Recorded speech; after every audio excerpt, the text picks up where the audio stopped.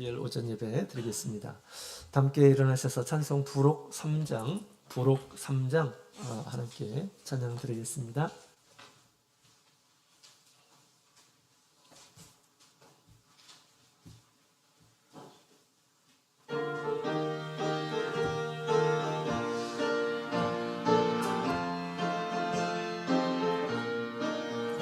안식일 즐거운 날이네 몸과 영심을 얻는 날 성도들 즐거이 함께 모여 기도와 찬송을 드리세 어서들 오소 주예비한 곳에서 은혜의 참복을 받으세 성일의 주님께 경배하며 안식일 참복을 주시네 안식일 거룩한 날이네 주 명령 따라서 지키세 언행과 속된 일 삼가면서 경건한 마음으로 지키세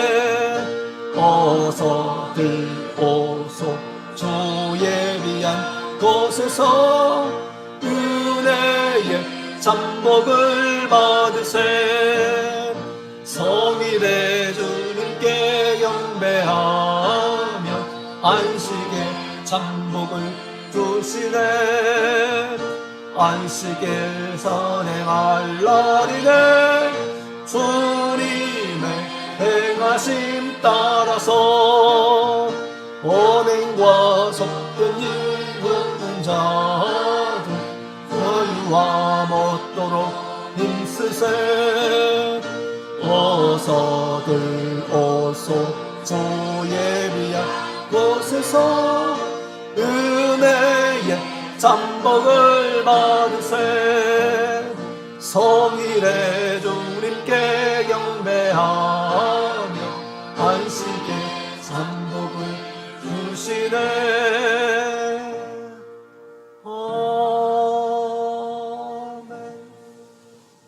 아멘. 주님께 감사드리며 우리 영혼 복되게 해주시기를 함께 기도하겠습니다.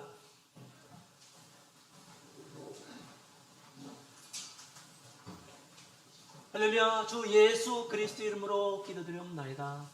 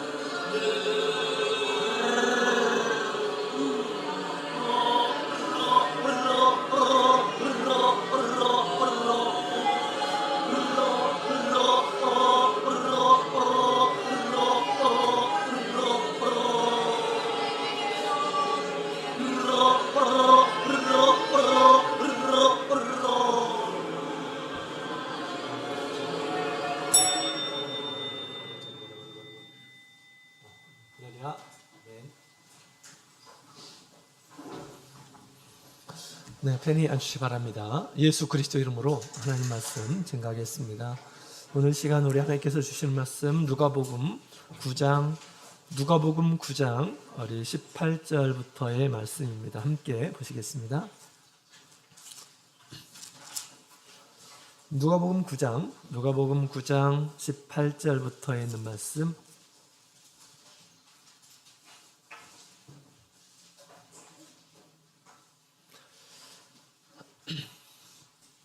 (9장 18절) 우리 찾으셨으면 우리 18절부터 27절까지 우리 한 구절씩 교독을 하도록 하겠습니다. 자, 18절. 예수께서 따로 기도하실 때에 제자들이 주와 함께 있더니 물어 가라사대 무리가 나를 누구라고 하느냐. 대답하여 가로되 세례 요한이라 하고 더러는 엘리야라 더러는 선지자 중에 하나가 살아났다 하나이다. 예수께서 이르시되 너희는 나를 누구라 하느냐. 베드로가 대답하여 가로되 하나님의 그리스도시니이다 하니 경배하사 이 말을 아무에게도 이르지 말라. 가라사대 인자가 많은 고난을 받고 장로들과 대제사장들과 서기관들에게 버림받되어 죽임을 당하고 제3일에 살아나야 하리라 하시고 또 우리에게 이르시되 아무든지 나를 따라오려거든 자기를 부인하고 날마다 제 십자가를 지고 쫓을 것이니라. 누구든지 제 목숨을 구원코자 하면 잃을 것이요 누구든지 나를 위하여 제 목숨을 잃으면 구원하리라. 사람이 만일 온 천을 얻고도 자기를 잃든지 빼앗든지 하면 무엇이 유익하리. 누구든지 나와 내 말을 부끄러워하면 인자도 자기와 아버지와 거룩한 천사들의 영광으로 올 때 그 사람을 부끄러워하리라. 내가 참으로 너희에게 이르노니 여기 섰는 사람 중에 죽기 전에 하나님의 나라를 볼 자들도 있느니라. 아멘. 할렐루야. 네, 예수님의 이름으로 환영합니다. 안식일 믿음으로 우리 함께 나와서 경배하시는 우리 모든 성도님들에게 즐겁고 행복한 그런 안식일이 되기를 원합니다. 우리 생명수와 같은 성령의 충만함을 얻어서 우리 심령에 큰 평안과 안식이 있기를 원합니다. 자, 드디어 3월달이 이렇게 왔습니다. 3월달 하면 뭐가 생각납니까? 3월달 하면 뭐가 생각나요? 생각나도록 하기 위해서 그 옆에 포스터가 있습니다. 3월달 하면 이제 생각하셔야 돼요. 3월달은 만남의 달이다. 이렇게 써 있죠? 만남의 달. 새 생명을 낳기 위해서 만나는 달입니다. 나비가 꽃에 앉아있는 그런 모습을 보게 됩니다. 참 아름답죠? 연합총회 인스타그램에서 나온 사진인데요. 아름답습니다. 꽃은 나비가 필요하죠. 꽃은 나비를 기다리고 있습니다. 이처럼 우리 믿지 않는 이러한 사람들의 영혼은 애타게 복음을 기다리고 있습니다. 우리가 기도했던 이러한 사람들 애타게 주님의 복음을 찾고 있어요. 그래서 우리가 반드시 복음을 가지고 가서 만나는 그런 용기를 가져야겠습니다. 지난주에 우리 전도팀장 회의를 이렇게 가졌는데 참 감사하게도 쭉 이렇게 총계를 내보니까 한 70% 이상 정도 새생명 낳기 운동에 참여해 주셨습니다. 그래서 그 작정 카드에 이렇게 새생명 태신자를 이렇게 작정해 주시고 기도에 들어가신 분들이 생각보다 많이 이렇게 계셨습니다. 정말 너무 감사드리고요. 아직 참여하지 못하셨던 분들은 좀 참여를 해주셨으면 좋겠습니다. 선한 일에 열심히 있는 우리의 믿음을 행위로 드러내는 이런 모습이 우리 하나님 앞에서 더 아름다운 모습이죠. 그래서 아직 참여하지 않았다면 꼭 이렇게 참여 오늘까지 좀 써서 참여해 주시면 감사하겠고요.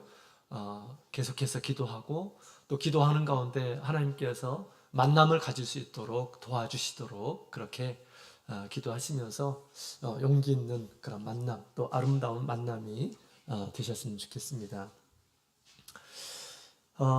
예전에 우리 한국에 우리 신학생들을 데리고 대만을 방문한 적이 있었습니다. 그래서 이제 그 한국 신학생이 이제 4년 졸업을 하고 3년 졸업을 하고 그다음에 이제 그 신학생을 데리고 대만을 이렇게 쭉 방문했는데, 대만은 이제 250개 교회가 있기 때문에 그냥 뭐 금방 이렇게 다 돌아볼 수가 없었습니다. 그래서 14박 15일 대만 일주를 이렇게 하게 되었습니다. 부럽죠? 14박 15일 엄청나죠? 보름 동안 또 교회가 너무너무 많기 때문에 그렇게 해도 다 돌아볼 수가 없죠. 그죠? 부러우면 신학하시기 바랍니다. 무료로 이렇게 해줘요. 근데 이렇게 이제 방문을 하는 가운데 대만 동부에 서림교회가 있었습니다. 이제 곧 있으면 서림교회에 도착을 하는데 서림교회에 대한 소개를 듣고 이제 차를 타고 가고 있는 가운데 이제 교회가 보였습니다. 근데 이 교회 앞에 어떤 막 체격이 아주 건장한 우람한 세 사람이 이렇게 어슬렁거려 있는 겁니다. 그래서 왜 저런 사람이 험상궂게 저곳에 있지? 얼굴이 막 굉장히 좀 무뚝뚝하고 상기되어 있는 그런 모습이었습니다. 그래가지고 왜 불량배 같은 그런 사람으로 이렇게 보여서 속으로 왜 저런 사람이 교회 앞에 있지? 교회 좀 이미지가 좀 떨어지게 이런 생각이 이렇게 들었습니다. 굉장히 체격이 좋았고 또 그 얼굴도 막 사각으로 이렇게 딱 되어 있고 세월의 흔적이 보였고 가까이서 보니까 이렇게 머리에 바늘구멍도 있고 그렇더라고요. 아주 굉장히 험상궂게 이렇게 생겼습니다. 그래서 이제 차를 이제 교회 앞에다 대고 그 다음에 이제 교회 안으로 들어가려고 하는데 그분들이 저희한테 다가오는 것입니다. 그러면서 인사를 하는 거예요. 저희한테 뭐라고 인사했겠어요? 네? 네, 할렐루야 인사를 하는 거예요. 이분들이 깜짝 놀랐습니다. 그래서 이분들이 보니까 우리 교회 성도시더라고요. 성도님들이었습니다. 제가 이상한 사람으로 제가 착각을 했던 것입니다. 오해를 했던 거예요. 이분들이 교회 성도님이어서 제가 한편으로 마음속에 죄송했습니다. 성도님을 이상한 사람을 제가 이렇게 취급을 한 거죠. 그래서 이제 교회 소개를 받고 나서 이제 식사를 하게 됐는데 정말 귀한 분 오셨다고 외부에서 이렇게 귀한 식사를 이렇게 대접해 주신다고 해서 식당으로 갔습니다. 식당으로 갔는데 이미 이 세 분이 또 딱 앉아 계시는 거예요. 그래서 이분들과 같이 이제 식사를 하게 되었습니다. 그래서 이제 식사를 하는 가운데 이분들을 소개를 받게 되는데 한 분은 경찰관이고 또 한 분은 소방관이시고 또 한 분은 목수였습니다. 근데 그 이야기를 이렇게 듣는데 젊은 시절에 다들 어둠의 세계에 계셨다고 하더라고요. 어둠의 세계, 깡패. 그랬는데 이분들이 교회에 들어오셔가지고 순한 양이 되신 것입니다. 다들. 그리고 임원이 되셨고 또 한 분은 집사님이 되셨어요. 한 분은. 이분들이 교회에 딱 버티고 있으면 함부로 대하지 않겠죠, 사람들이? 그죠? 그래서 그 모습을 보게 되었을 때, 복음이 사람을 이렇게 변화시키는 능력이 있구나, 라는 것을 새삼스럽게 이렇게 알게 되었습니다. 복음은 세상을 변화시키죠. 자, 그래서 우리 참 사람을 제가 잘못 본 거에 대해서 제가 좀 자책을 하게 되었습니다. 사람은 우리가 좀 잘못 볼 수도 있고 또 오해할 수도 있습니다. 그러나 우리가 믿고 있는 예수님은 우리가 잘못 보아서는 안 되겠죠. 오해해서도 안 되겠습니다. 오늘 예수님은 어떤 분이신지 우리에게 잘 가르쳐 주고 있습니다. 예수님에 대한 어떤 인식을 우리가 제대로 깨닫고 또 예수님을 믿고 따르는 일한 사람으로서 우리가 어떤 자세로 예수님을 따라야 될지 오늘 말씀을 통해서 우리에게 주십니다. 그런 자세로 우리 예수님 오실 때까지 또 영광의 집에 이르를 때까지 우리가 예수님을 따르며 살아가는 예수님의 제자가 되기를 원합니다. 자, 오늘 본문의 내용을 보게 되면 우리 18절, 19절에 보면 우리 예수님께서 제자들에게 우리 자신에 대해서 묻는 것을 보게 됩니다. 18절 오늘 다 같이 읽어보도록 하겠습니다. 18절, 19절 같이 읽겠습니다. 시작. 예수께서 따로 기도하실 때에 제자들이 주와 함께 있더니 물어 가라사대 무리가 나를 누구라고 하느냐 대답하여 가로되 세례 요한이라 하고 더러는 엘리야라 더러는 옛 선지자 중에 하나가 살아났다 하나이다. 아멘. 예수님께서 제자들에게 물었을 때 많은 이런 사람들의 이야기를 들려줍니다. 어떤 사람은 세례 요한이다, 어떤 사람은 엘리야다, 어떤 사람은 이제 옛 선지자 중에 하나다라고 그렇게 얘기했는데 그와 비슷한 모습이 예수님에게도 있었다라는 것을 우리가 알 수가 있습니다. 세례 요한은 참 검소한 사람이었죠. 그래서 검소한 생활을 했습니다. 그는 빈들에 나와서 먹을 것도 제대로 챙기지 못하고 그렇게 야생에서 자랐습니다. 얼마나 힘들었을까요? 그러나 그걸 힘들다고 내색하지 않았습니다. 그리고 아주 정직한 그런 증언을 했던 이런 사람이었죠. 왕 앞에서도 그의 불의함을 이렇게 증거했죠. 우리 예수님도 그랬습니다. 예수님도 아주 검소한 생활을 하셨어요. 그죠? 그러면서 또 우리 예수님께서 사람들이 마땅히 행할 바를 증거하셨습니다. 라고 그렇게 생각을 했던 거죠. 그 다음에 어떤 사람은 엘리야다 라고 그렇게 얘기했는데 엘리야는 어떤 사람입니까? 구약에 아주 큰 기적을 행했던 이런 사람이었죠. 그가 기도하니까 3년 반 동안 비가 내리지 않았어요. 그가 기도하니까 비가 내리기 시작하였죠. 3년 반 동안 비가 내리지 않으면 어떻게 될까요? 모든 이스라엘 백성들이 막 기근 가운데에서 굶주려 있고 큰 불행을 이렇게 당했을 것입니다. 이 엘리야는 이와 같이 아주 큰 기적을 행했던 이런 사람이죠. 우리 예수님께서도 아주 많은 그런 기적을 행했습니다. 엘리야가 다시 왔나? 엘리야 같은 분이야 라고 그렇게 사람들이 예수님에 대해서 평가했다라는 것이죠. 또 옛 선지자 중에 하나다라고 그렇게 어떤 사람들은 얘기했습니다. 선지자들은 뭡니까? 우리 하나님께 말씀을 받아서 백성들에게 전했던 이런 사람들이죠. 많은 선지자들이 있었습니다. 그래서 하나님의 뜻을 전하고 가르쳤던 이런 사람들이 바로 선지자였죠. 우리 예수님께서도 이 세상에 오셔서 많은 말씀을 하시고 또 천국의 복음을 가르쳐 주시고 또 하나님의 백성으로서 어떻게 살아야 되는지 여러 가지 가르쳐 주셨습니다. 그래서 이분도 선지자 중에 한 분으로 오셨구나 라고 그렇게 생각을 했던 것입니다. 근데 이 사람들의 평가는 우리 예수님을 조금씩 밖에 알지를 못했던 것이죠. 다 뭐 틀린 것은 아니지만 온전하게 제대로 알지를 못했던 것입니다. 마치 장님이 코끼리를 만지듯이 그렇게 부분적으로 알았던 것이죠. 장님이 코끼리의 다리를 만지면서 왜 여기 기둥이 4개가 있지? 그렇죠? 코를 이렇게 만지면서 왜 여기 주름관이 있는 걸까?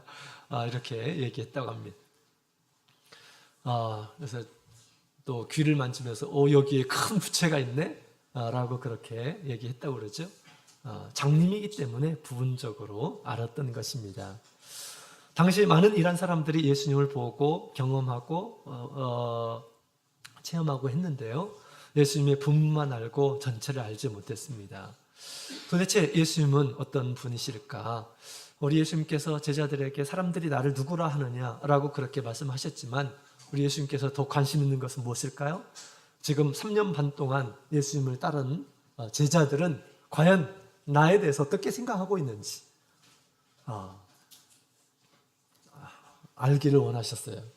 그래서 예수님께서 그렇게 얘기합니다. 너희는 나를 누구라 하느냐?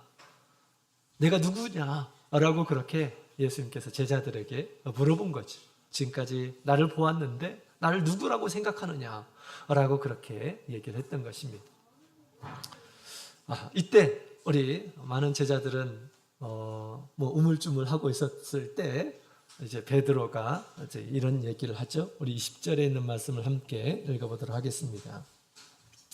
20절 같이 읽겠습니다. 시작. 예수께서 이르시되 너희는 나를 누구라 하느냐? 베드로가 대답하여 가로되 하나님의 그리스도시니이다 하니. 아멘. 베드로가 당신은 하나님의 그리스도, 예수님은 그리스도이십니다 라고 그렇게 고백을 했다라는 것입니다. 여러분들도 그렇게 예수님을 고백하고 있죠? 기도할 때마다 예수 그리스도 이름으로 기도드립니다 라고 했는데, 그리스도가 도대체 뭘까요? 예수님은 나의 그리스도이십니다 라고 이렇게 얘기하는 거거든요. 그리스도가 뭘까?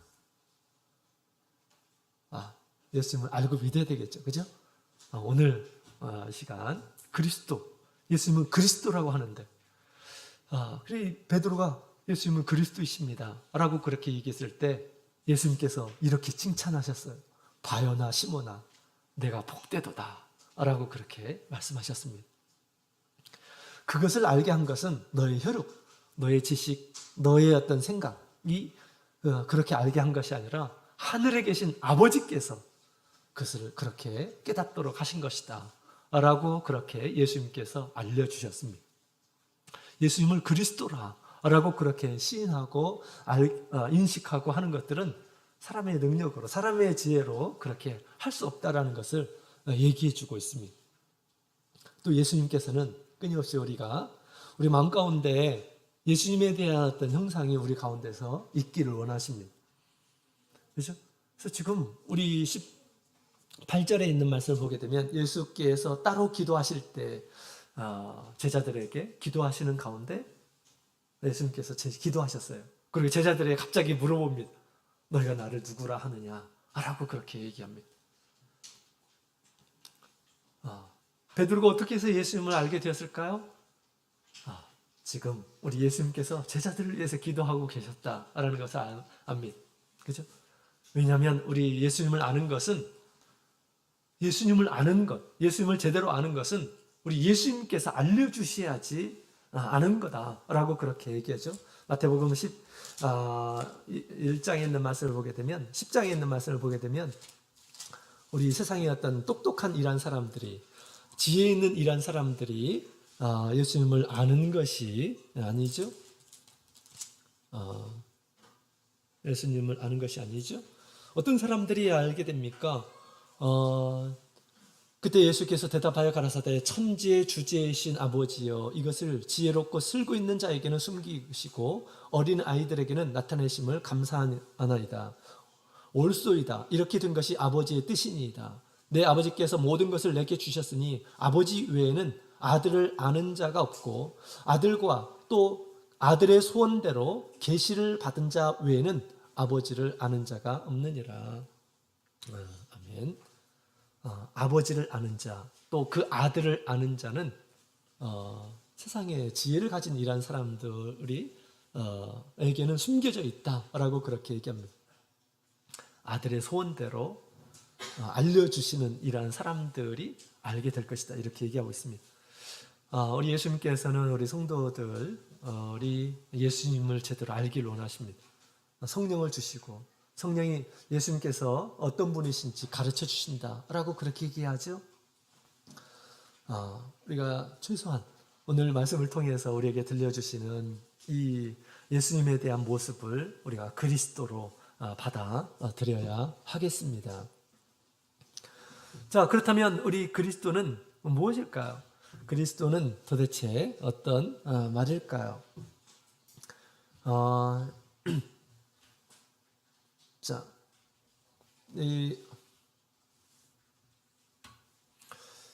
우리가 예수님을 그리스도라고 그렇게 얘기하죠. 예수 그리스도. 당시 예수라고 하는 그런 이름들은 굉장히 많았습니다.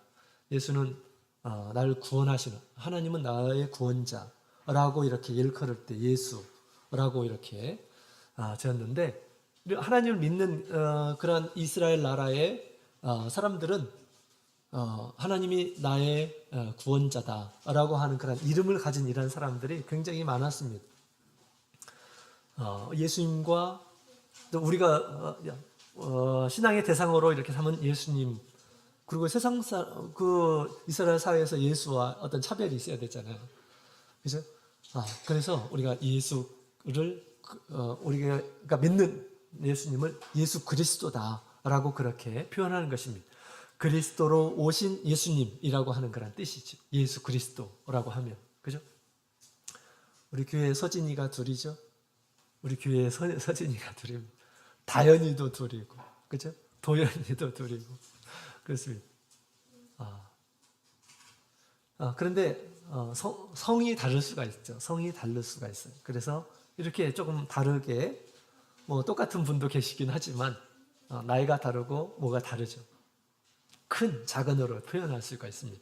그런 것처럼 우리 예수님을 그리스도로 이렇게 표현을 하는 것입니다. 자, 그렇다면 그리스도가 도대체 무엇일까요? 그 단어의 뜻은 기름 부음 받은 자가 바로 그리스도라고 하는 말입니다. 기름 부음 받은 자. 하나님께서 구약 성경에 보면 하나님의 특별한 목적으로 세우는 사람들이 있습니다. 왕, 제사장, 선지자 이런 사람들을 기름을 부어가지고 이는 내 사람이다. 당신의 뜻을 이렇게 행하시려고 기름을 부으는 그런 장면이 나옵니다. 그와 같이 우리 하나님께서 세상에 보내시기 위해서 기름 부음을 받은 자가 바로 그리스도다라고 그렇게 얘기하는 것이죠. 하나님께서 택하시고 보내신 자라는 그런 뜻입니다. 그런데 어떤 단순한 어떤 일을 위해서 이렇게 보내심 받은 것이 아니라 성경 구약에 끊임없이 하나님께서 보내실 자가 있음을 우리에게 가르쳐 주고 있습니다. 끊임없이, 구약에 끊임없이. 아담의 범죄 후에 하나님께서 인간을 구원하기 위해서 보내실 자가 있다는 것을 예언을 통해서 또 여러 가지 다양한 예표를 통해서 우리에게 계속해서 알려주고 있었는데 바로 그분이 오셨다라는 것을 지금 얘기해 주고 있는 것입니다. 아담하고가 범죄하고 나서 우리 하나님께서 이제 예언을 하셨습니다. 여자의 후손 가운데에서 한 사람이 나타나서 뱀의 머리를 짓밟을 것이다 라고 그렇게 하나님께서 알려주셨어요. 예언하셨던 것이죠. 죄를 짓고 세상 모든 일하는 사람들이 죄 가운데서 마귀의 굴레에서 벗어날 수 없었는데 하나님께서 보내신 여자의 후손 가운데서 한 명이 나타나서 그 여자의 사단의 권세를 깨뜨려 부술 이런 그리스도가 오실 것이다 라고 이렇게 하나님께서 우리 창세기 이미 예언을 하셨습니다. 또 우리 하나님께서 아브라함을 선택하시고 아브라함에게 이런 말씀을 하셨죠. 아브라함의 씨, 그 아브라함의 씨가 나타나서 그 아브라함의 씨로 말미암아서 천하 만민이 복을 얻는 날이 올 것이다 라고 그렇게 성경에 기록이 되어 있습니다. 예언되어 있어요. 아브라함의 씨로 오실 분. 아브라함의 씨는 뭘까요? 그의 자녀를 가리켜서 얘기하는 것이요. 아브라함의 자녀. 예수님이 아브라함의 자녀로 출생을 하신 것입니다. 왜 오셨나요? 우리 예수님께서 모든 사람들에게 복을 주시려고, 진정한 복을 주시려고 우리 예수님께서 오셨다. 예수님께서 왜 오셨나요? 마귀의 이 머리를 짓밟기 위해서, 사단의 굴레에서 우리를 구원하기 위해서 우리 예수님께서 오셔야만 됐는데 그분이 이제 오셨다라는 것을 얘기해 주고 있는 것입니다. 예수님은 그리스도이십니다 라고 하는 그 말에 하나님께서 계획하셨던 우리를 구원하시기 위해서 계획하신 모든 계획을 이루시는 분으로 받아들이는 것입니다. 또 우리 다윗을 선택하시고 다윗에게 말씀하셨어요. 다윗의 이 후손이 그 나라를 영원하게 다스릴 것이다. 그 나라가 결코 없어지지 않고 영원한 나라의 왕으로서 이렇게 계실 것이다 라고 하나님께서 예언을 통해서 말씀을 해주셨습니다. 그 영원한 나라, 왕으로 우리 예수님께서 오셨다라는 것이죠. 그것을 시인하는 말이 예수님은 그리스도이십니다 라고 하는 거란 말이에요. 성경의 모든 예언을 이루시려고 오신 분이십니다 라고 하는 그러한 말이 바로 예수님은 그리스도이십니다 라고 하는 고백이다라는 것입니다. 물론 이 베드로가 모든 성경의 내용들을 다 알고 있지는 않을 것입니다. 그러나 최소한 우리 하나님께서 지속적으로 보내시겠다, 메시아를 보내겠다라고 하는 선자의 말을 따라서 우리 예수님께서 오신 분이시다 라고 그렇게 인식을 하였을 것입니다. 그렇죠? 그래서 우리 예수님께서 이렇게 우리 하나님께서 보내신 자로 이 세상에 오신 것입니다. 단지 예수님은 세례요한과 같이 검소하시고 정직한 이런 사람이 아니고 세례요한과 같이 그냥 검소하고 정직하신 분, 여기 끝나는 것이 아니다라는 것입니다. 또 단지 엘리야와 같이 무슨 기적을 행하시는 것으로 어떤 능력이 있는 분으로 오신 것이 아닙니다. 그죠? 또 단지 하나님의 말씀만 전하려고 선지자와 같이 말씀만 전하려고 오신 분이 아니시다라는 것입니다. 더 큰 그림이 있어요. 더 큰 그림. 그죠? 예수님은 정직하시고 당연히 검소하시고 당연히 그렇습니다.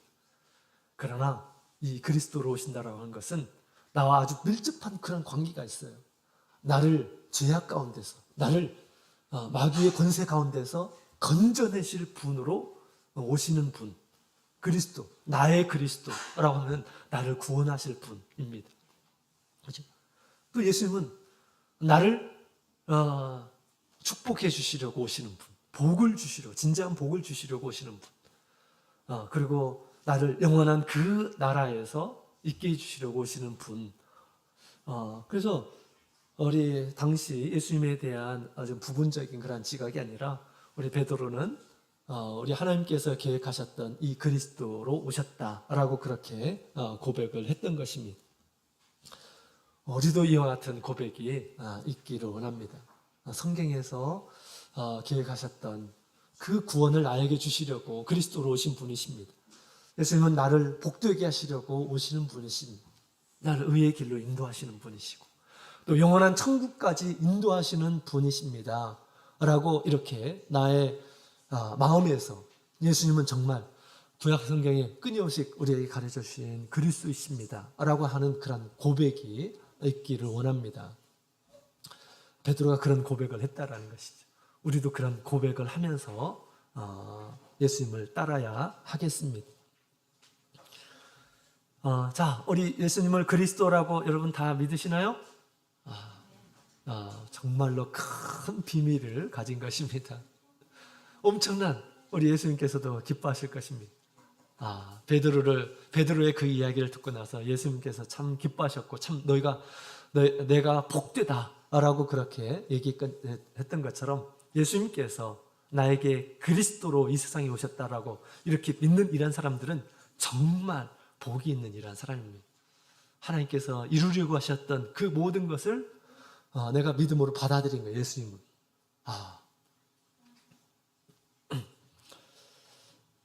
자, 우리 예수님을 그리스도로 이렇게 인정한 이러한 사람들은 우리가 예수님을 어떻게 따라야 될까요? 예수님은 그리스도다라고 생각하면 예수님을 어떻게 따라야 될까요? 자, 우리 예수님께서 그리스도다라고 했을 때 예수님께서 이런 얘기를 하죠. 경계하사 이 말을 아무에게도 이르지 말라 명하셨죠? 예수님이 그리스도임을 모든 사람들에게 다 이렇게 예수님은 그리스도로 오셨습니다 라고 이렇게 전하면 좋을 텐데 예수님께서는 그 당시에 그것을 알리지 말라라고 그렇게 말씀하셨어요. 왜 그럴까요? 왜 그럴까요? 우리 22절에 있는 말씀을 읽어보도록 하겠습니다. 22절 같이 읽겠습니다. 시작. 가라사대 인자가 많은 고난을 받고 장로들과 대제사장들과 서기관들에게 버림받되어 죽음을 당하고 제3일에 살아나야 하리라 하시고 아멘. 자, 아무도 이르지 말라라고 하는 것은 그렇게 만약에 들었다고 한다면 당시 이스라엘 사회에 지금 메시아를 기다렸어요. 그리스도를 기다렸습니다. 그리스도가 오시면 어떤 일이 벌어질까? 그리스도가 오시면 지금 로마의 속국이었던 이스라엘 나라가 완전하게 독립을 하고 독립할 뿐만 아니라 다윗 시대와 같이 엄청난 큰 부흥과 발전을 이루는 그런 나라로 세워지게 될 것이다 라고 하는 그런 믿음이 사람들에게 있었습니다. 그래서 예수님이 그리스도라고 하면 어떻게 하겠습니까? 사람들이 예수님을 세워서 왕으로 세울 것입니다. 당신이 왕으로서 우리를 좀 도와주십시오. 우리 나라를 부강하게 해주십시오. 우리를 로마에게서 독립하게 해주십시오. 막 이렇게 하지 않겠습니까? 예수님께서 그것을 위해서 오셨나요? 그것을 위해서 오신 것이 아니에요. 그러나 잘못 그리스도에 대해서 당시 이스라엘 사회에서는 오해하고 있었습니다. 예수님께서 이 땅에 오셔서 하시는 것은 우리의 죄를 사하시기 위해서 오신 것이죠. 성경의 어떤 이야기를 전체적인 내용을 보게 되면 우리 예수님께서는 당연히 예수님께서 우리를 위해서 죽으셔야 어린 양과 같이 도살장으로 끌려가시는 그런 일을 하셔야만 했던 것입니다. 그죠?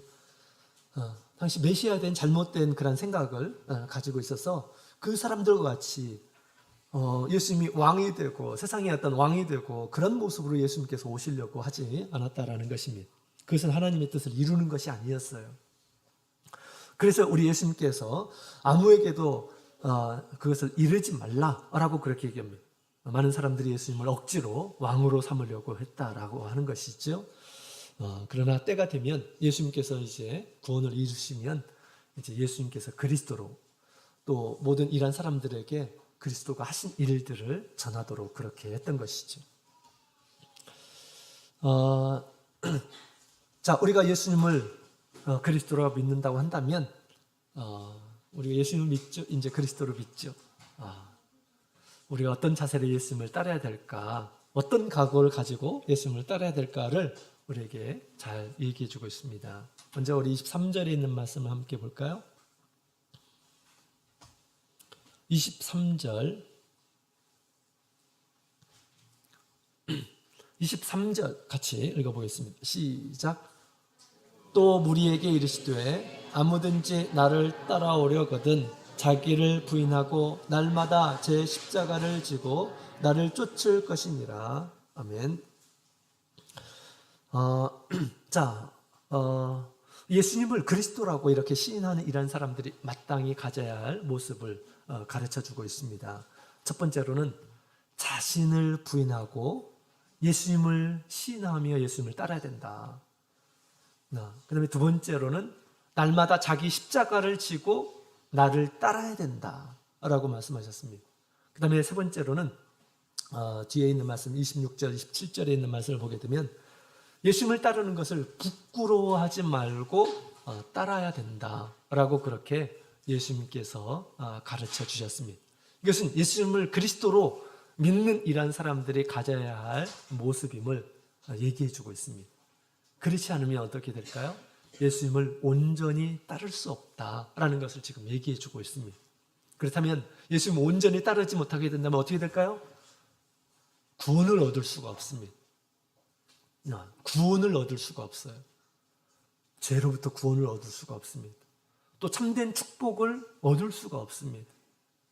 또 영원한 하나님의 나라, 썩어지지 않는, 요동하지 않는 그 영원한 하나님의 나라에 들어갈 수 없다라고 그렇게 말씀하고 있습니다. 예수님을 적어도 그리스도라고 생각한다면 이 세 가지를 우리 마음가짐을 가지고 따라야 할 것임을 얘기해 주고 있습니다. 그렇다면 이 세 가지의 내용은 도대체 어떤 의미가 있을까요? 첫 번째로는 우리 자기를 부인하라라고 그렇게 얘기하고 있습니다. 자기를 부인하라라고 하는 것은 자기를 인정하지 말라라고 하는 뜻입니다. 예수님 앞에서 자기를 인정하지 말라라고 얘기하고 있습니다. 부인하다라는 말은 거절하다, 포기하다, 부정하다라고 쓰이는 단어입니다. 거절하라, 자기를 거절하라, 자기를 포기하라, 자기를 부정하라 라고 그렇게 얘기하고 있는 것입니다. 부인하다, 부정하다라는 거 하는 것은 우리 하나님 믿지 않는 이란 사람들에게 그렇게 표현을 하죠. 하나님을 부인한다, 하나님을 부정한다. 그런데 오늘 우리 예수님을 따르는 이란 사람들은 하나님이 아니라 자기 자신을 부인하고 부정해야 된다라고 그렇게 지금 얘기하고 있습니다. 나는 아니고 예수님은 이시다. 나는 아니고 예수님은 내가 따라야 할 뿐이다. 나는 틀렸고 예수님은 맞는 분이시다. 나는 불가능하지만 예수님은 가능하신 분이시다. 끊임없이 이와 같이 자신을 예수님 앞에 부정하고 예수님을 살리는 것, 예수님을 시인하는 그런 태도를 가져야 된다라고 그렇게 예수님께서 가르쳐 주셨습니다. 자기를 부정하지 않는 이러한 사람들이 예수님께 구원을 얻을 수 있을까요? 예수님은 우리를 구원하려고 오셨습니다. 이때 자기 자신을 부인하지 않으면 예수님 정말 그렇습니다. 나는 부정한 사람입니다. 나는 부족한 이란 사람입니다. 나는 허물이 많은 이란 사람입니다. 예수님 앞에 자기를 부정해야 됩니다. 그럴 때 예수님께서는 우리를 구원해내신 것입니다. 자기의 자존심을 내세우고 자기의 올바름을 내세우고 하는 이란 사람들은 구원을 얻을 수 있을까요? 이건 건강한 사람을 위해서 예수님께서 오신 것이 아니죠. 병든 자를 위해서 우리 예수님께서 오신 것입니다. 사실은 우리 모든 사람들은 병든 자, 영적으로 병든 자입니다. 그걸 몰라서 그렇죠. 그러나 예수님을 그리스도라고 인정한다고 한다면 예수님은 나를 구원하시기 오셨지? 라고 생각하면서 예수님 앞에 자기 자신을 부정하는 이런 사람이 되어야 한다라는 것입니다. 예수님 앞에서 자기를 높이거나 자기를 옳다고 여기는 이런 사람들은 구원을 얻을 수가 없습니다. 예수님을 따를 수도 없겠죠. 예수님의 은혜를 얻을 수가 없는 것입니다. 그래서 우리 예수님께서는 우리 어제도 끊임없이 우리의 죄를 알려주시는 분으로 계십니다. 그럴 때 자기를 부정해야 돼요. 정말 맞습니다. 예수님 정말 맞습니다. 저는 이렇게 부정한 사람입니다. 저는 그렇게 부족한 이란 사람입니다. 그렇게 인정을 해야 된다라는 것입니다. 자기를 부인해야 된다라는 것입니다. 스스로는 나는 멀쩡한 사람처럼 이렇게 옛날에는 생각됐는데 그렇지 못하구나. 예수님 앞에서 정말 구원이 필요한 이란 사람이구나. 별로 나는 정말 다른 사람 비해서 그렇게 잘못한 것도 없는 것 같고 뭐 양식이 있게 교양 있게 사는 것처럼 이렇게 보였는데 예수님께서 알려주실 때가 있어요. 그럴 때 어떻게 될까요? 자기를 부정하는 이런 사람이 되어야 한다라는 것입니다. 예수님 앞에서 자기를 부정하고 예수님은 그렇습니다. 그래서 예수님께서 나에게는 꼭 필요합니다. 예수님을 인정하고 그리고 예수님 앞에 회개하는 이런 사람들이 구원을 얻게 됩니다. 회개하라. 하나님의 나라가 가까웠느니라. 라고 그렇게 말씀하셨죠. 자기를 부인하지 않으면 회개할 수가 없습니다. 그죠? 자기를 부인해야 돼요. 우리가 믿음 생활 처음에 시작할 때도 그런 회개가 필요하고요. 끊임없이 우리가 믿음 생활 하는 가운데서 예수님께서 우리를 정결하게 깨끗하게 하시려고 나의 어리석음, 나의 부족한 것들을 계속해서 보여주실 때가 있습니다. 그럴 때 예수님께 구원을 얻는 이러한 사람들, 예수님의 큰 은혜를 얻는 이러한 사람들을 자기를 부인해야 합니다. 자기를 포기해야 돼요. 자기의 어떤 의지, 자기의 어떤 도덕성, 자기의 어떤 생각, 주관, 가치관 이런 것들을 우리가 포기해야 됩니다. 자기의 신념, 어떤 인생관, 어떤 세상관 이런 것들 우리가 예수님 앞에 내서는 안 됩니다. 예수님께서 말씀하신 것이 그것이 나의 인생관이다. 예수님께서 말씀하신 것이 세상을 보는 세상의 세계관이다. 이렇게 생각해야지 내가 따로 엄청난 어떤 생각을 가지고 있고 예수님의 말씀과 비추어 봤을 때 자기를 내세우고 자기의 세계관, 자기 인생관, 자기의 어떤 신념 이런 것들을 우리가 절대시 하는 이런 사람들은 예수님을 온전히 따를 수 없다라는 것을 얘기해 주고 있는 것입니다. 제가 서두에 우리 대만 동부의 서림교회의 그 건장한 청년들에 대해서 얘기했죠. 이제 식사를 하고 나서 이제 찻자리가 이제 교회 와서 이제 차 자리를 이렇게 맞이하면서 이제 이런저런 얘기를 하면서 그 아주 막 험상궂고 그다음에 그 이마에 쫙 이렇게 금이 가 있고 그다음에 바늘구멍이 쫙 이렇게 있더라고요. 뭐 만화에서나 볼만한 이런 모습인데 제가 좀 물어봤어요. 궁금했거든요. 좀 짓궂게 그 교회 임원이신데 제가 물어봤어요. 이마는 어떻게 하다가 이렇게 다치셨나요? 이렇게 물어봤어요. 그랬더니 당신이 이야기를 하시는 것입니다. 자기는 처음부터 모태신앙이었답니다. 모태신앙인데 우리 부모님이 이제 잘 밑에서 이렇게 잘 자라고 있었는데 근데 자기가 친구들과 노는 것이 더 좋고 그 다음에 세상에서 노는 것이 더 좋아가지고 점점점 교회를 멀리했답니다. 늘 부모님은 자녀를 위해서 기도하고 했던 이러한 사람 이제 부모님은 그렇게 자기를 위해서 기도하는 삶을 사셨다 하더라고요. 근데 어느 날 이분 이제 청년이 되어서 이분 이제 뭐 대만에 가보시면 다들 아시겠지만 오토바이를 많이 타시죠. 거리에 차보다 오토바이가 더 많은 거리도 많습니다. 이 청년도 내가 좀 이제 오토바이를 타야겠다 생각하고 오토바이를 사서 이제 오토바이 타고 다니면 얼마나 좀 그럴듯하게 보입니까, 그죠? 그러면서 그걸 즐기는 그런 생활을 했답니다. 그래가 어느 날 오토바이를 타고 이제 가는데 앞에 큰 트럭이 이렇게 지나가더라는 것입니다. 그 큰 트럭이 지나가는데 갑자기 철판이 떨어지더라는 것입니다. 그 트럭 위에서 철판이 떨어지더래요. 철판이 떨어지고 이것이 철판이 둥둥 하면서 자기의 머리를 싹 스쳐갔다라는 것입니다.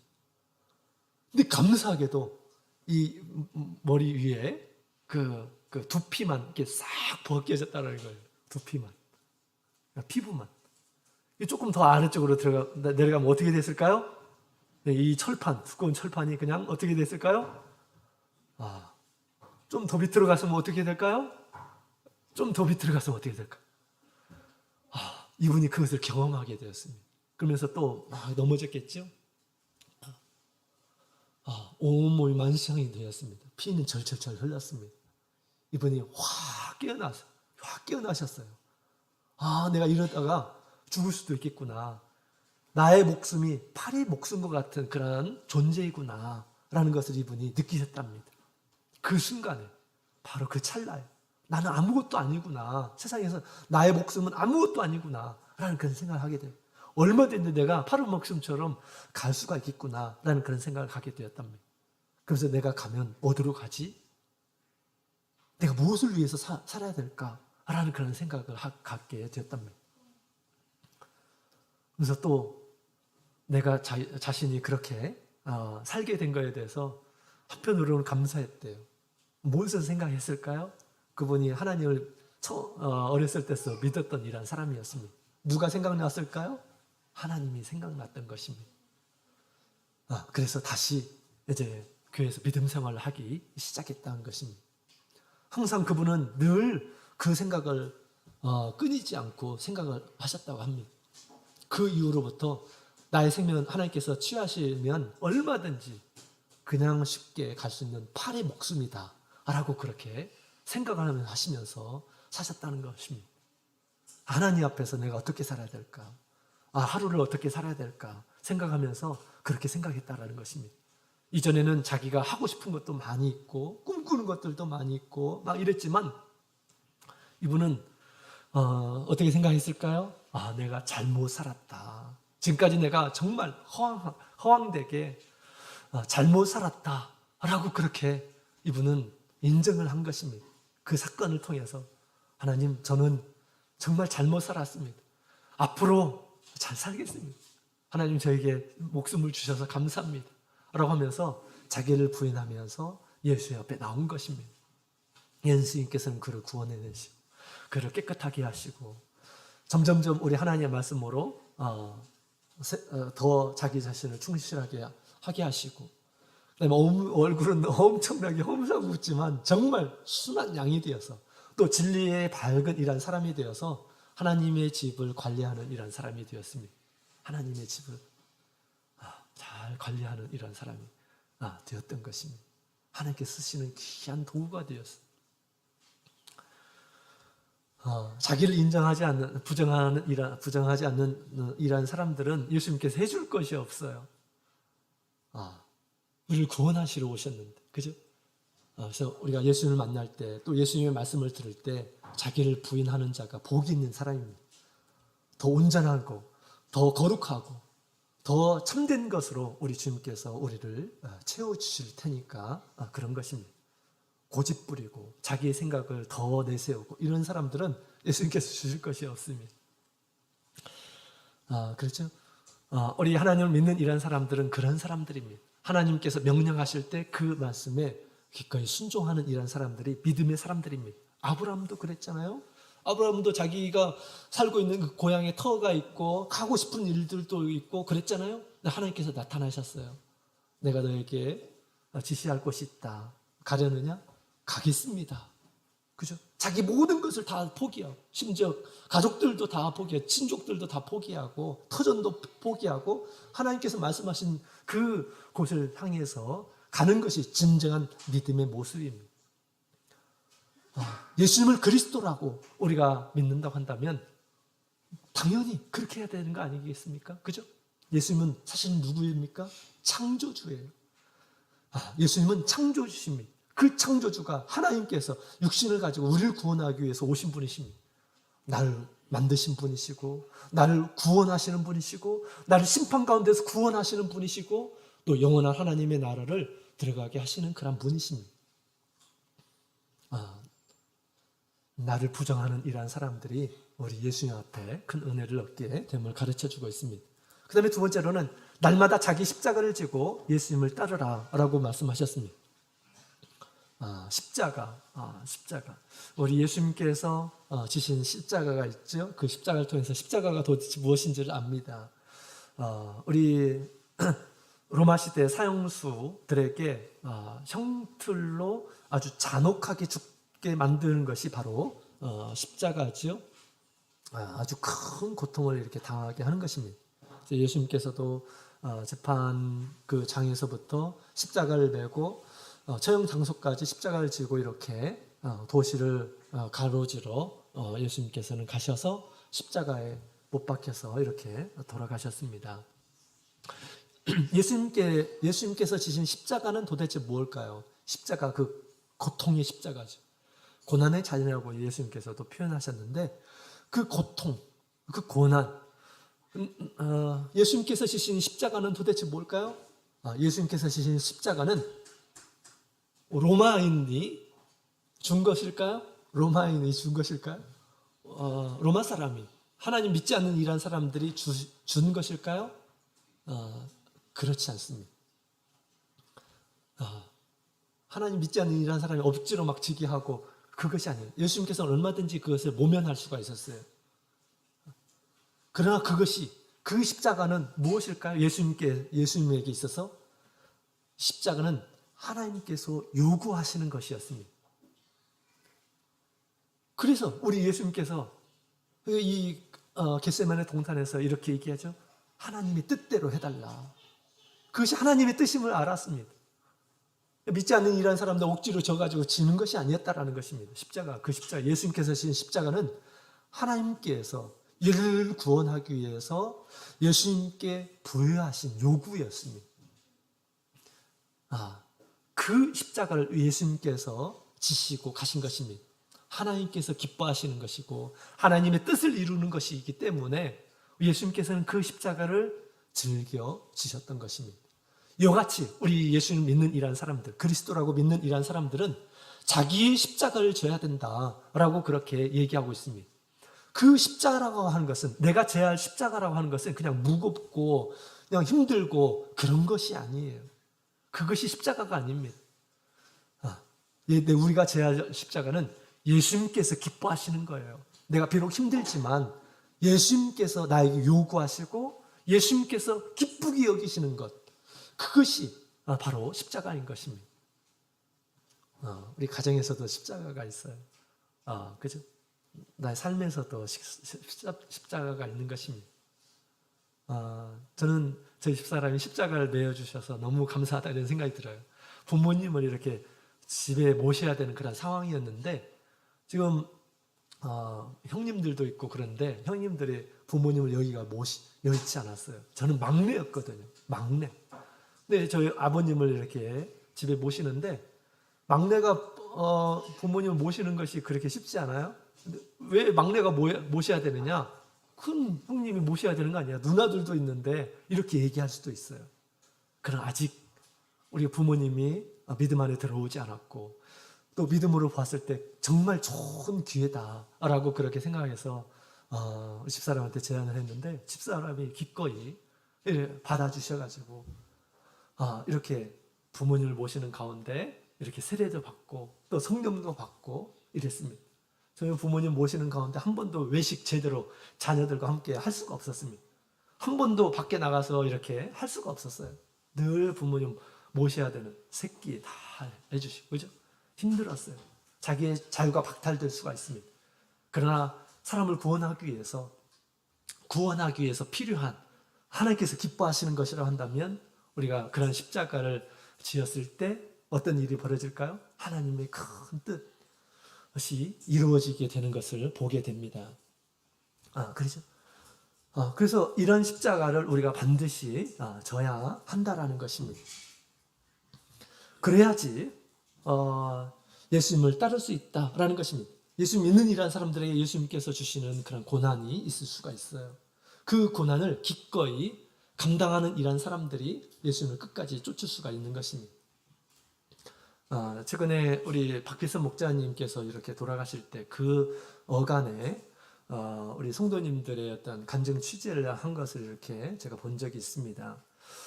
그때 이제 많은 사람들이 피난했고 그런데 3개 서도 그 다음에 그 남원 이쪽에 있는 성도님들은 많이 피난을 하지 못했습니다. 그때 빨갱이 이런 사람들이 이렇게 많이 있었죠. 그래서 막 동네 사람들 그리고 사람들의 어떤 입소문을 통해서 예배를 드려서는 큰일 난다. 빨갱이들한테 다 붙잡혀서 죽게 될 것이다.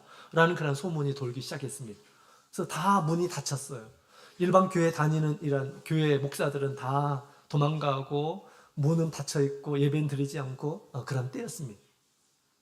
근데 그런 그 위급한 그런 상황 가운데서도 우리 참예수교회는 문이 열려 있었습니다. 문이 열려 있었어요. 우리 교회에서는 문을 잠그지 않고 예배를 꾸준하게 받다라는 것입니다. 그래서 또 계속해서 기도하는 가운데 예언이 나타났습니다. 우리를 시험할 자가 온다. 악한 자가 온다. 너에게 큰 시험이 오리라. 줄로 묶여 갈지라도 주님의 말씀을 전하라. 라고 하는 그러한 예언이 이렇게 계속해서 나타났다고 합니다.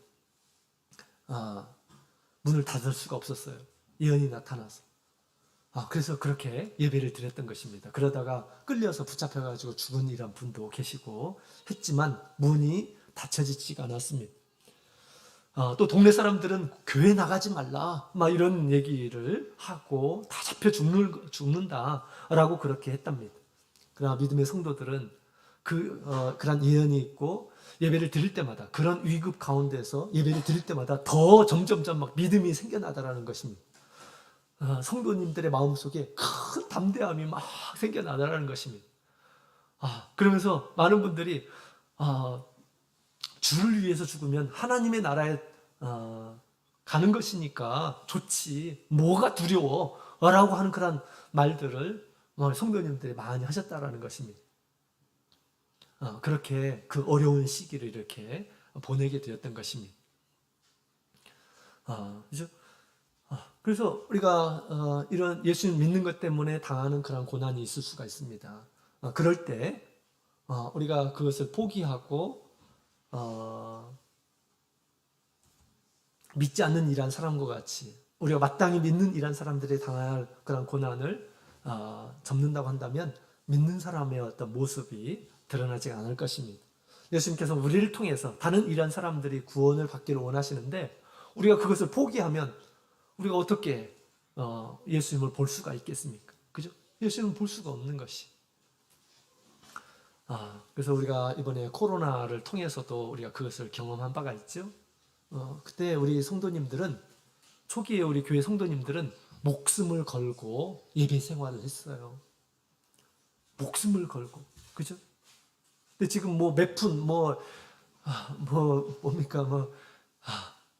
코로나 시절에 교회 문을 열고 성도님 방역 수칙을 지키지 않으면 벌금을 내리고 그런 것들이 막 무서워가지고 어쩔 줄 모르는 이런 사람들도 계시더라고요. 참 안타깝게도. 우리는 목숨을 걸고 자기 십자가를 지며 예수님을 부인하지 않고 나가야 할 이런 사람들입니다. 또한 마지막에 우리 예수님께서 이렇게 얘기하셨죠. 26절, 17절 같이 읽어보겠습니다. 시작. 누구든지 나와 내 말을 부끄러워하면 인자도 자기와 아버지와 거룩한 천사들의 영광으로 올 때에 그 사람을 부끄러워하리라. 내가 참으로 너희에게 이르노니 여기 섰는 사람 중에 죽기 전에 하나님의 나라를 볼 자들도 있느니라. 아멘. 예수님 믿는 것, 예수님의 말을 지키는 것을 부끄러워하지 말라라고 그렇게 이야기를 하고 있습니다. 부끄러워하지 말라. 예수님은 나의 창조주시고 나를 구원자이신데 예수를 믿는 것, 예수님의 말씀을 지키는 것을 부끄러워하지 말라라고 말씀하셨습니다. 때로는 예수님 믿지 않는 사람들 가운데서 내가 예수님 믿는 것, 또 내가 예수님의 교회를 다니는 것을 부끄러워하는 이라는 사람이 있을 수가 있습니다. 여러분, 우리가 부끄러워하면 예수님께서 우리 가운데서 드러나시기를 원하시고 사람들을 구원하기를 원하는데 내가 그것을 부끄러워한다면 어떻게 사람들이 구원할 수가 있겠습니까? 예수님께서는 얼마나 또 우리를 부끄럽게 여기시겠습니까? 예수님께서는 그 부끄러움을, 나를 위한 그런 부끄러움을 다 참으셨어요.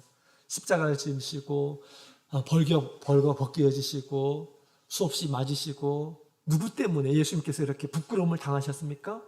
나를 구원하기 위해서 예수님께서는 그 부끄러움을 다 참으셨어요. 그렇죠? 예수님 나를 위해서 그렇게 참으셨습니다. 나도 예수님 믿는 것 때문에 때로는 누가 붙잡혀 갈 수가 있고, 또 손해를 당할 수도 있고, 또 이상한 이야기를 당할 수가 있고, 또 왕따 될 수도 있고, 그럴 가능성도 있습니다. 그러나 예수님은 누구십니까?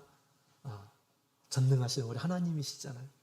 그 하나님을 우리가 부끄러워하고, 사람들은 비록 모르지만 예수님을 알고 있는 우리가 그렇게 행세하셔는 안 되죠. 또 우리가 믿지 않는 이런 사람들 구원해내야 할 사람들입니다. 복음을 가진 이런 사람들이에요.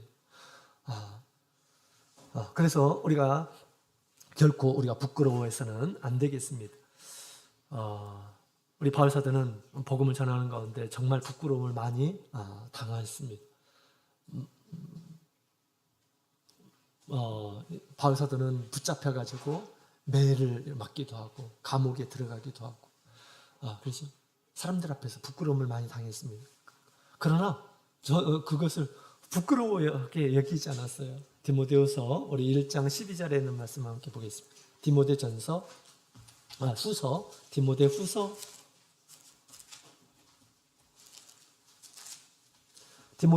1장 12절.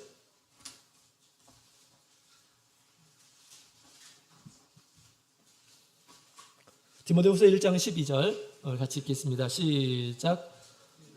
이를 인하여 내가 또 이 고난을 받되 부끄러워하지 아니함은 나의 의뢰하는 자를 내가 알고 또한 나의 의탁한 것을 그날까지 저가 능히 지키실 줄을 확신함이라. 아멘. 바울사도는 부끄러운 일들을 많이 당했음을 얘기하고 있습니다. 그러나 결코 부끄러워하지 않았다라고 그렇게 이야기하고 있죠.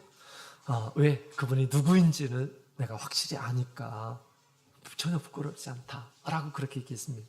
우리도 예수님을 안다면 우리가 예수님을 섬기는 것, 교회에서 예수님을 섬기는 것, 비록 믿지 않는 이런 사람들 가운데서도 우리가 얘기할 때도 우리가 부끄러워하지 않아야겠습니다. 안식일 날 교회에 나오고 예수님 믿는 것을 나타내고 할 때 우리가 결코 부끄러워하지 않아야겠습니다. 사실은 우리 믿지 않는 이런 사람들을 구원하기 위해서 사실은 우리가 드러내야 되죠. 나는 예수님 믿는 사람이다. 난 참예수교회 다니는 사람이다. 나는 하나님의 말씀을 따라서 안식일을 지키는 일한 사람이다. 부끄러움 없이. 듣는 일한 사람들도 그렇게 해서 구원을 얻어야 할 사람들입니다. 그렇죠? 그래서 우리가 예수님을 그리스도라고 믿는다고 한다면 이와 같이 합당한 모습으로 예수님을 끝까지 따르는 우리 모든 성도님들이 되어서 영원한 하나님의 나라에 들어가서 그 신앙이 인정받고 또 큰 영광을 받으시는 우리 모든 성도님들이 되시기를 원합니다. 앞으로도 더 예수님에 대해서 많이 알고 예수님을 용기 있게 전하는 저 여러분이 되기를 원합니다. 같이 묵도드리겠습니다.